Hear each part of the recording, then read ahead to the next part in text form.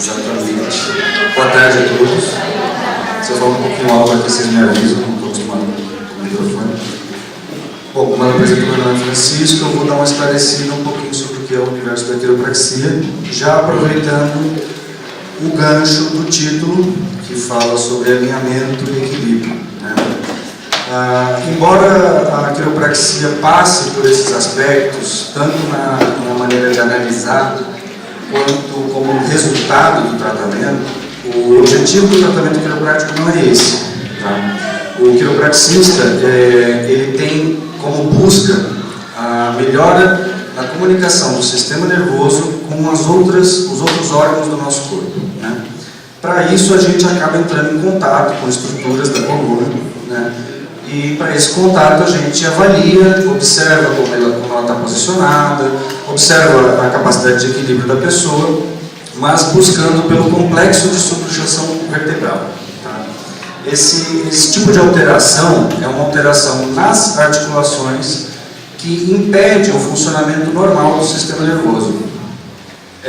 Dessa forma, quando a gente encontra esse tipo de alteração, a gente entra em contato com essas estruturas e, através de uma manipulação rápida, de pequena amplitude e muita precisão direcional, a gente consegue liberar um tensionamento daquela região sem ativar os sistemas de proteção do nosso corpo, tá? Quando eu gero um estímulo no tecido, o meu corpo, ele, como instinto de proteção, ele gera uma tensão. Se eu não conseguir burlar esse sistema, eu não desencadeio o sistema de reação neurológica que eu tenho como meu objetivo, tá? Essa é a principal diferença do quiropraxista para um terapeuta manual, que realiza manipulações. A manipulação, ela não é uma exclusividade da quiropraxia. Tem muitos outros terapeutas na área da saúde que realizam esse tipo de manobra, tá? Mas esse foco na alteração neurológica é a principal diferenciação entre um terapeuta manual e um quiropraxista, tá? Por que o quiropraxista vai atrás disso? Qual é o objetivo dessa busca por uma interferência tão sutil num funcionamento tão específico de uma articulação? Bom, o quiropraxista, ele parte de uma filosofia que acredita na regência do nosso organismo, partindo de uma inteligência que a gente chama de inata, tá? Essa inteligência, ela é uma fração da organização espontânea que existe no nosso universo. No nosso universo, as moléculas, toda a matéria se organiza de maneira espontânea, tá?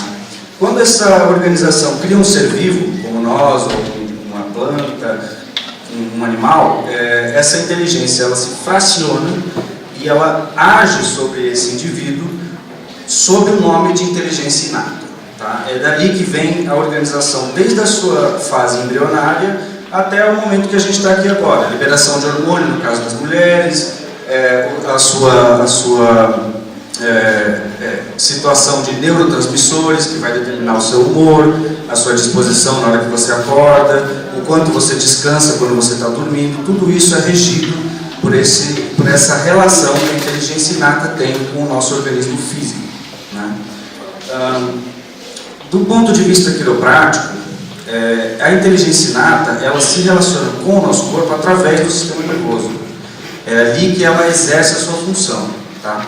Então, se a gente consegue liberar o funcionamento do sistema nervoso, mesmo que de uma maneira muito sutil, mesmo que de uma maneira muito específica, a gente consegue melhorar o funcionamento da inteligência inata, tá?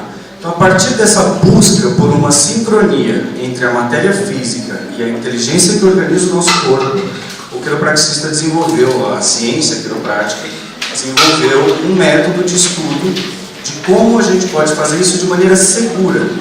Porque simplesmente manipular o corpo esperando que algo aconteça não é uma prática muito promissora, né? A gente precisa estabelecer um certo método para que a gente consiga atingir o nosso objetivo, reduzindo a margem de danos possíveis ao paciente, né? Todo procedimento que envolve saúde, ele pode envolver danos. No desenvolvimento de remédios, a gente pode utilizar venenos, né? No desenvolvimento de um procedimento cirúrgico, você tem procedimentos invasivos, você rompe o tecido, né? Então, tudo isso precisa de um estudo para que seja feito de uma forma eficaz. Então você tem uma filosofia que norteia uma ciência e a partir daí se desenvolve a arte quiroprática, que é a prática. Dentro desse aspecto da arte da quiropraxia, você tem uma ramificação muito grande. Você tem quiropraxistas que praticam, por exemplo, a técnica sacro-occipital, foi desenvolvida mais ou menos uns 40 anos atrás, pelo quiropraxista chamado Desjardins, e é uma técnica que procura essa interferência do funcionamento do sistema nervoso através do movimento do sacro e da base do crânio. E como isso se relaciona com a torção dural. O que é essa torção dural? Nós temos um envoltório no nosso sistema nervoso. Se ele ficasse solto dentro da nossa cabeça e do nosso esqueleto, ele sofreria choques durante a nossa movimentação, e isso é nocivo. Então ele tem um envoltório que suspende ele lá dentro, ele fica como se estivesse num cabide. Você vai transportar uma mudança, coloca um armário e um cabide com uma roupa lá dentro que não pode entrar em contato com as paredes do armário. É mais ou menos isso. Então o caminhão vai chacoalhar para lá e para cá, mas a roupa não pode entrar em contato ali com aquelas paredes. É como se fosse isso a função desse envoltório. E ele pode torcer. Eu posso ter por um parto mais difícil, com uso de fórceps, ou por um parto cesáreo, eu posso ter uma torção já no momento de nascimento, ou eu posso desenvolver ao longo da minha vida, da minha experiência de vida, interferências nessa movimentação que existe do meu sacro com a base da minha cabeça.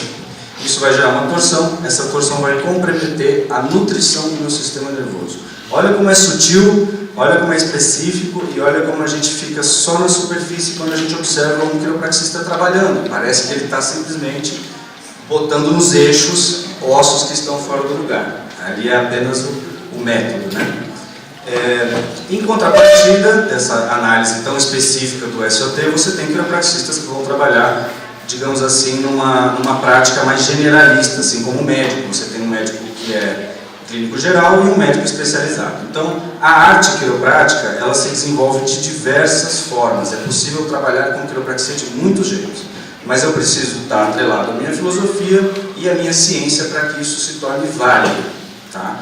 Então, embora haja uma liberdade profissional muito grande, o quiropraxista precisa estar sempre considerando o que ele busca e quais as vias seguras para ele encontrar esse objetivo dele, tá? Então, existe alinhamento envolvido? Existe. Existe equilíbrio envolvido? Existe, mas não é esse o objetivo da profissão, tá?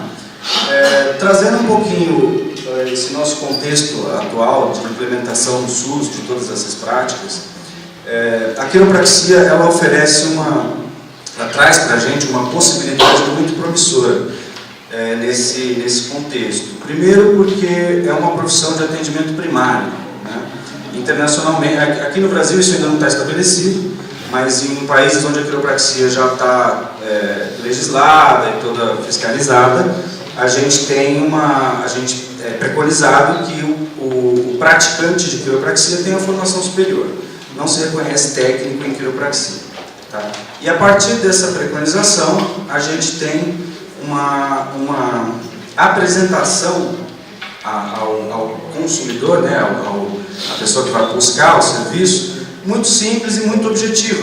A gente consegue identificar, por exemplo, sinais e sintomas de outras doenças que a gente não pode tratar. Então, a partir dali, a pessoa que buscou aquele atendimento pode sair com uma indicação, pode sair com uma nova visão sobre o que pode estar acontecendo com ela e não necessariamente se submeter a um procedimento que pode ser nocivo, né?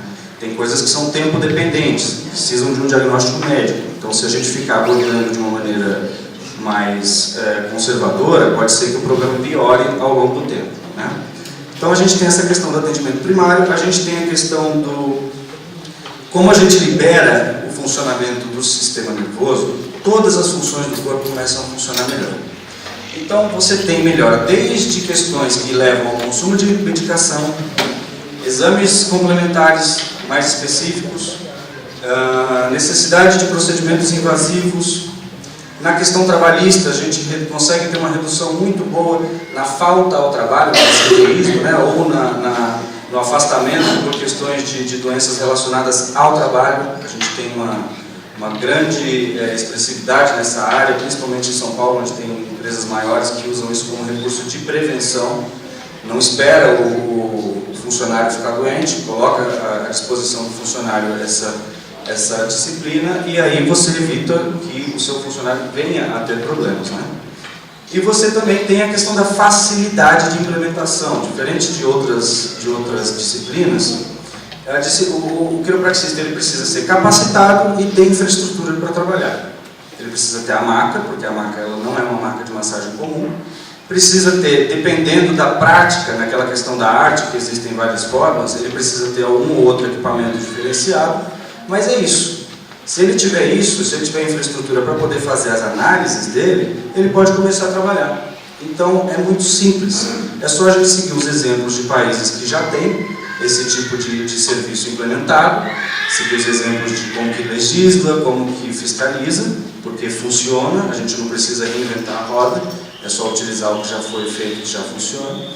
E você tem uma profissão que consegue contribuir com a saúde pública de uma maneira muito simples. Você não precisa ser invasivo com o corpo das pessoas, você não precisa modificar a visão que a pessoa tem sobre outras questões. O quiropraxista não se propõe a curar nada, o quiropraxista não trata nada, apesar do tratamento quiroprático trazer benefício em praticamente todos os cenários, né? Isso é uma dualidade muito interessante do quiropraxista, né? E isso eu acredito, como quiropraxista, que isso possa trazer novos ares para o que a gente chama de atendimento básico de saúde, né? A gente trazer para a cultura esse tipo de atendimento como uma questão básica, como você vai ao dentista, como você vai ao ginecologista, né? É uma questão que já está intrínseca na nossa comunidade. Eu acho que o que eu tinha realmente para esclarecer é mais ou menos isso. Se vocês tiverem alguma dúvida, completamente aberto, a gente usa o espaço do debate, né? É isso aí, pessoal. Obrigado pela atenção.